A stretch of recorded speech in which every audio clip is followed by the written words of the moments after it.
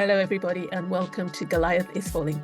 My name is Titi Jones, and I'm here to envision, encourage, and empower you to possess all those promised places that God said He gave to you. We're here to develop the giant-slaying mindsets that will help us possess our land. And this evening, I am having the first of my Come As You Will Be parties. And I read about that Jack Canfield, the author, went to such a party. And he wrote about it in a book. He talks about a party that he was invited to called Come As You Will Be in 1991. And this was, the party was held in 1986, and it was held on the Queen Mary. And the purpose of the party was to encourage those attending to visualize and to go for their dreams. And they were told to imagine everything that they wanted to be in 5 years. And then they were to arrive at the party dressed as if they were currently living the life that they wanted in the future. They were to dress and act as if, including any props that might help them demonstrate their achievements, such as books that they had written, large checks that they had earned. And they had to talk and act the whole evening as if it was 5 years in the future and they had already attained their dreams. They had to celebrate the success and go around talking to other people as if they had fulfilled what they were dreaming of. And I thought to myself, this is such a biblical idea. We serve a God who calls those things that be not as though they were. We serve a God who says to his people, see, I have given you the land, even when they are enslaved in Egypt. He tells them about land that he's given to them.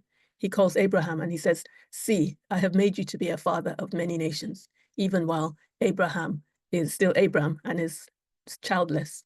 This is the same God who called Gideon, who was hiding in a winepress, and he calls him mighty man of valor. This is the God who anoints David as king while he is still tending his father's sheep.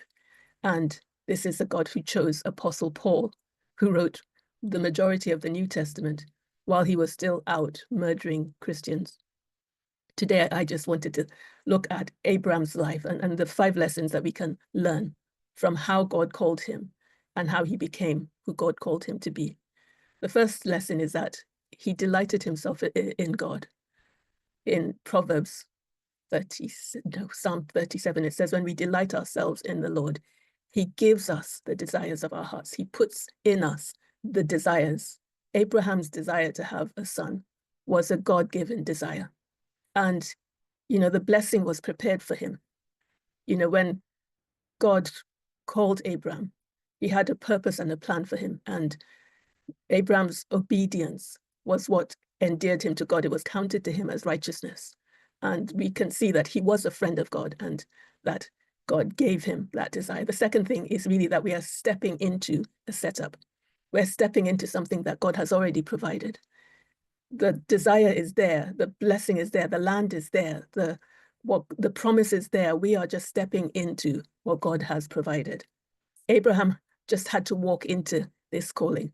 The lesson is that your purpose isn't random. It's ready for you. When God put Adam and Eve in the garden, it was already prepared for them. They stepped into something that was already prepared. The third thing we can learn from Abraham's life is that God gives you a new name. He calls you something else. He started calling Abraham, father of many nations. And we also get to call ourselves by our future. We get to call ourselves a new name. We get to call ourselves by the promise and not the past. And so this is an encouragement, especially for the party that we're having tonight, that we get to show up as God has called us. I feel like there are many of us believers who are still living under a shadow of feeling unloved. We call ourselves rejected, or I'm ashamed, or I'm not enough. And God is calling us to call ourselves who we are in Christ, that we are the beloved of God in Christ, that we are blessed, that we are accepted in the beloved, that we are the righteousness of God in Christ.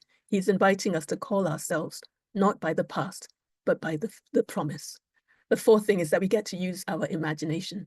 Do you remember in Genesis, the Lord took Abraham outside to look at the stars. And he said, look at the sand. And this is the number of your descendants will be more than this. And every time Abraham went out and looked at the stars and he looked at the sand, his imagination would go to that promise again. And this is just an encouragement for us. The lesson is that we have a sanctified imagination. We can use it. That's what I'm really looking forward to in this party, that people are going to show up with their props and their awards they've won and books that they've written. And we get to use our imagination and laugh, and we get to just enjoy the fact that God has given us a promise and that we can step into it and we can use our imagination. And the fifth thing is that we take action. We take even messy action. Hello, Ishmael. We take action because we know God has provided the promise. Abraham took action. We know that faith without works is dead. And when Abraham moved naturally, God was then able to move supernaturally. And the lesson is that faith steps make room for divine outcomes. When we step out in obedience, it gives place and permission to God to do the miraculous and the supernatural, which we could not do in our own strength. Ultimately, God equips those he calls. I think that often we are waiting to either feel called or we're waiting to feel equipped to be perfect. But actually, this is the encouragement to just take the messy steps, those imperfect actions, and just step out. That's the reason I do YouTube. God blesses steps of faith and obedience. So this is my encouragement to you today. See yourself as God sees you. Agree with him. Call yourself what he calls you. Call yourself healthy. Call yourself whole, peaceful. Call yourself prosperous. Let the weak say, I am strong. Think and feel and adopt the behavior of the person that you are called to be. And that is how you will become that person. In the Message translation of Colossians 3:1, it says, so if you are serious about living this new resurrection life with Christ, act like it. We want to act like those we have been called to be. That's it for today. I will let you know about the party in future videos, but if you've enjoyed this message, please like, subscribe, comment below, let me know what you think. And today I want to show you some merchandise that I have. If you would like to order a t-shirt, do let me know. Do click on the link below and buy a t-shirt. God bless you. God is with us. He has called us, and he who called us is able. Blessings and love to you.